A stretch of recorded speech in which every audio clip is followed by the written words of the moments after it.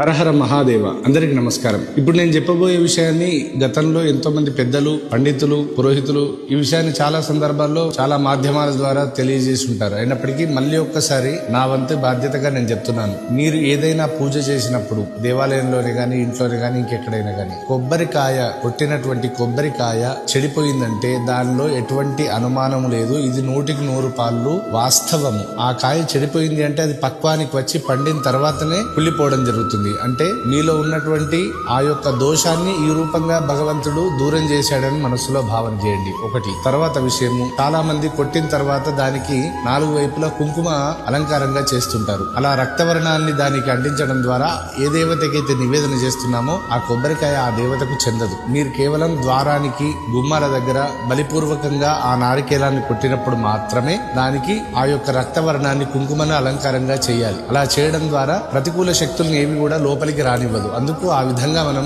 రక్తవర్ణాన్ని అలంకారంగా, ఆ కుంకుమను అలంకారంగా పెడుతుంటాం. అలాంటిది దేవతా నివేదనలు చేసినప్పుడు మనం చేసే ఉపచారాలు ఆ భగవంతునికి చెందవు. కనుక ఎప్పుడు కూడా ఇక నుంచి నారికేలం, కొబ్బరికాయ కొట్టిన తర్వాత దానికి ఎట్టి పరిస్థితుల్లో కుంకుమ అలంకారం చేయకండి. కుదిరితే పంచదార గాని లేదా తీపి పదార్థాన్ని అందులో పెట్టి నివేదన చేయండి. అదే విధంగా కొట్టిన తర్వాత శిఖ తప్పనిసరిగా తీయాలి. కొట్టక ముందు శిఖ లేకుంటే పనికిరాదు, కొట్టిన తర్వాత శిఖ ఉంటే పనికిరాదు. కనుక ఈ విషయాన్ని బాగా గుర్తుపెట్టుకోండి.